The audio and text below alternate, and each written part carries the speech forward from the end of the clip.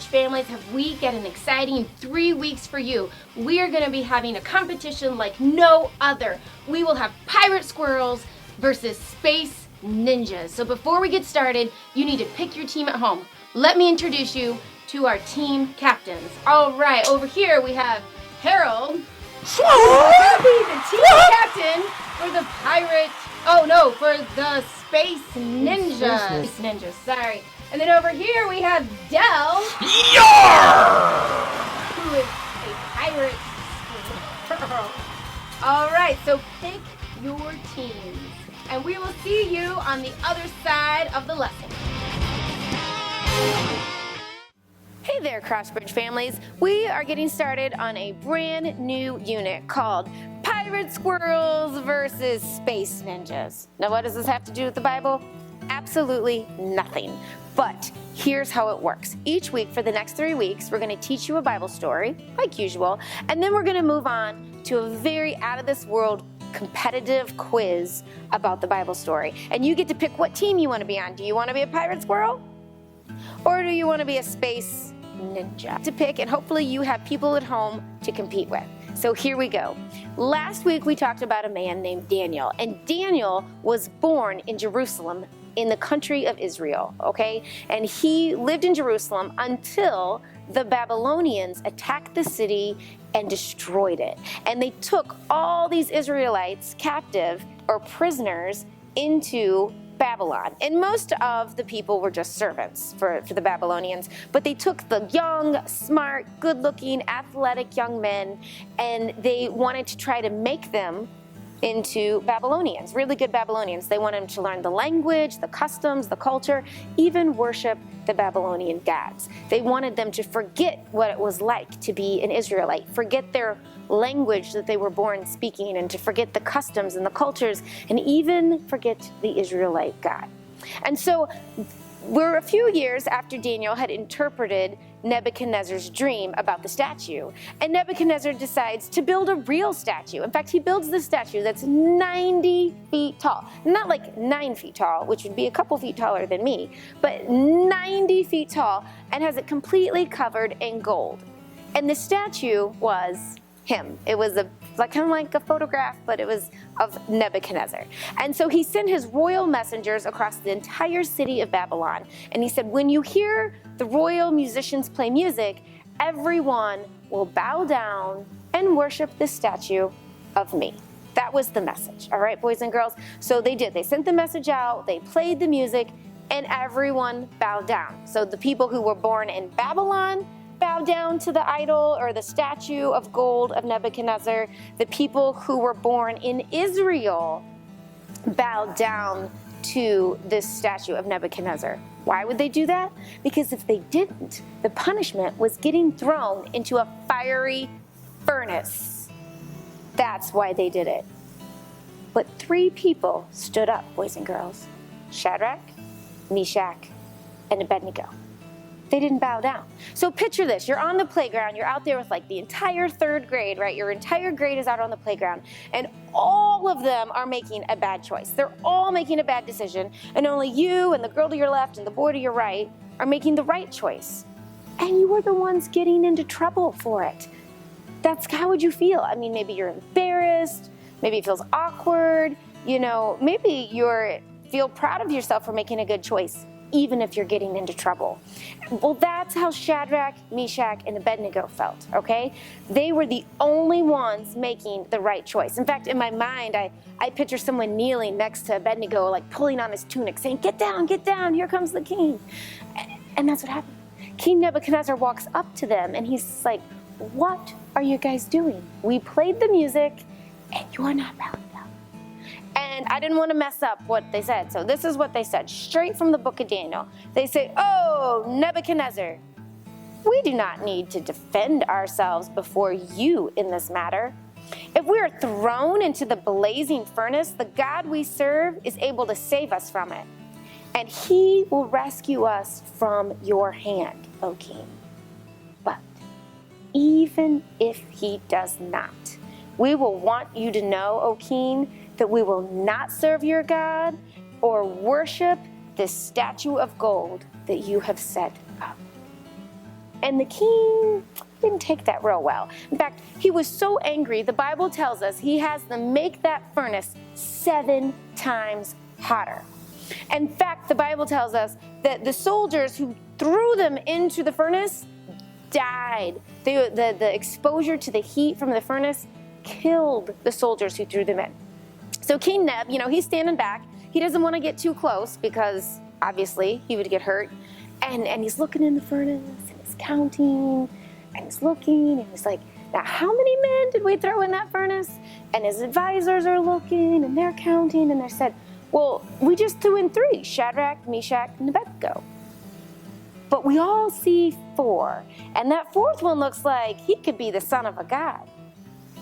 Boys and girls, you think you know who that 4th person was in the furnace? Yeah, so we know that God was protecting them. And a lot of Bible scholars believe that that was Jesus right there in that furnace with them. And so the king, he shouts, Shadrach, Meshach, Abednego, come hither, And so they come out of the furnace and their robes are not even burnt. The Bible tells us that their hair is not even singed. They don't even smell like smoke, boys and girls. Like I go to a campfire and I smell like smoke when I don't even get close to it. They're in the fire and they don't smell like smoke. And the king Nebuchadnezzar says, our entire city is going to worship the God of Shadrach, Meshach, and Abednego. Our entire city, if anyone even says something bad about the God of Shadrach, Meshach, and Abednego, that they will be punished. Now, boys and girls, you might say, what does this have to do with us in 2020? But we know that every day that we make choices on whether we're going to serve God or try to make other people happy. See, Shadrach, Meshach, and Abednego, they remembered the law of Moses. They remembered that God had told Moses that you're not supposed to worship any other God but him. And so they refused, and they just believed that God was going to take care of them. And even if it didn't turn out the way that they wanted it to turn out, the way they thought it would turn out, they were still going to choose to follow God. And sometimes, boys and girls, we get to that person on our sports team that's really, really good and the best player on the team, and they want them to like us so much. Or maybe there's just this group of kids on the playground and we want them to let us play with them so much. Or maybe it's just our best friend and we want to make sure they stay our best friend. But we get pressure sometimes to make choices that aren't pleasing to God or don't follow God. And every day we have a choice of whether we're going to do what other people want us to do or we're going to stand up and follow God. All right, I hope you're ready for this out-of-the-world quiz, competitive quiz we're going to have, and then we will see you in the studio on the other side of that quiz with a special guest.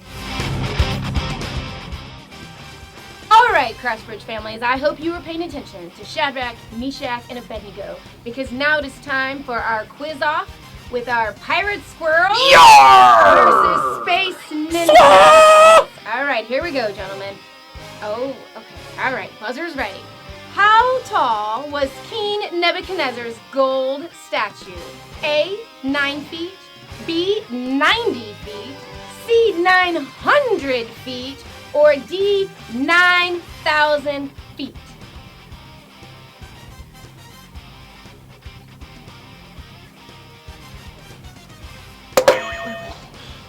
Okay. Round 1 for the Pirate Squirrels.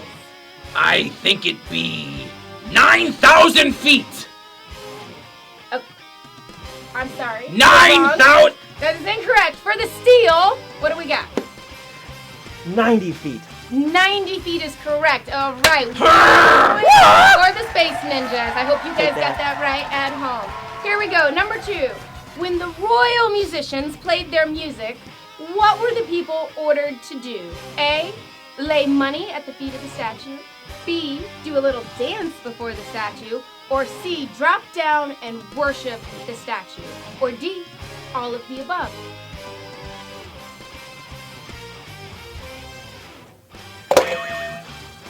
All right. We'll go again. Here we go, squirrels. Pirate squirrels. I say they dance at the statue. Okay. Were you listening today during the Bible story? I got distracted. Okay. I found a tree that had a bunch of acorns in it. Okay. Yarr. Here we go. For the steal. Do you know what they were ordered to do? To drop down and worship the statue. All right, that's 2 points. No! Space What? Ninjas. Yar! All right. Question number 3. When Shadrach, Meshach, and Abednego refused King Nebuchadnezzar's order, how many times hotter did he have the fire made? 4 times, 5 times, 6 times, or 7 times?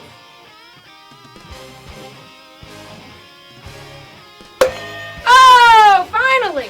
Finally. All right. Answer is 4 times. 4 times hotter.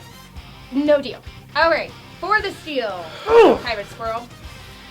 I was listening at this part, and it be 7 times hotter. 7 times. Yar! That's the correct answer. All right. 2 more questions. Here we go. When the king looked into the furnace, how many people did he see? 4, 3, 5, 2.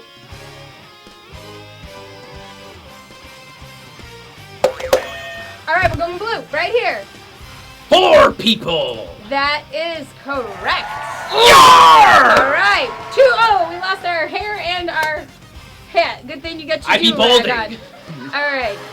Okay. Yeah, I be balding. Last question, guys. Last question. When the 3 friends came out of the furnace, what did the king notice about them?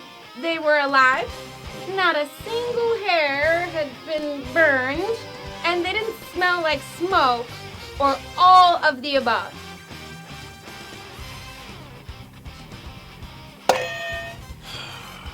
Come on. This is my game, matey. All right, what do you think? All the above.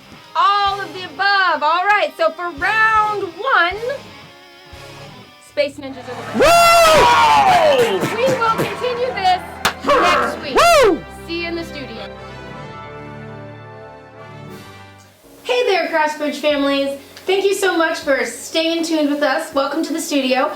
I have a guest with us today. This is Marta Johnson. And kids, you might have remembered Marta. She came in last year and talked to us about the family that she met in Uganda on a mission trip, and that how she had raised $6,000 to build them a brick home instead of a mud thatched roofed hut. And we joined her and we helped raise over $900 through our offering to build them an outhouse. So they had a place besides the jungle to do their business. So Marta's joining me today in the studio because she's in high school, although almost done. And so she kind of remembers more of what it was like to be a kid than me, who was, decades and decades and decades ago. So she's going to help us figure this out. So Marta, we're talking about this idea of people who maybe pressure us to not follow God, or maybe they don't even realize and they just ask something and they don't even know that they're asking us to not follow God.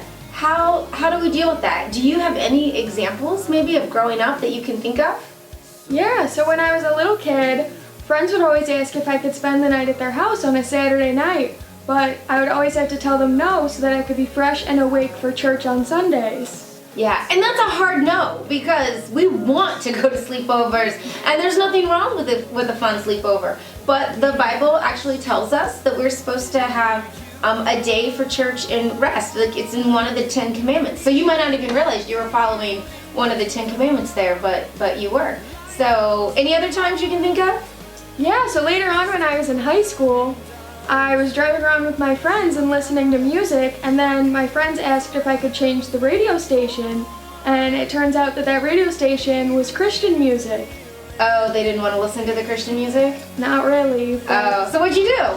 Well, I kept it on because I liked that kind of music. Yeah, and as I always say, the driver gets to pick the music. So, yeah, so you kind of had your friends in your car and kind of showed them kind of what Christian music sounded like, and that you were going to listen to it even if they didn't like it. So. And it turned out that they liked it too. So. Wow, that's great. And a lot of times it's just really small decisions, boys and girls. It's not like, no, I'm not going to bow down to the idol or be thrown into the fiery furnace.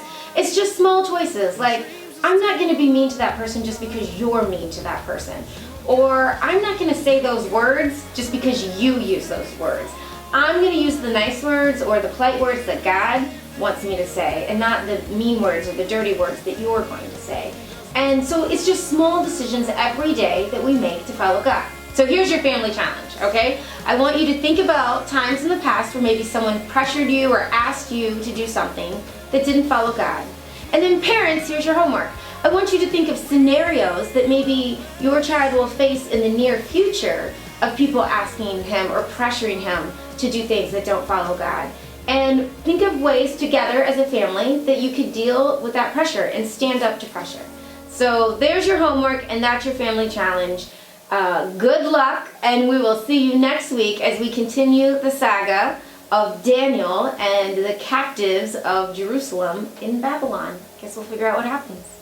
So, bye! Bye.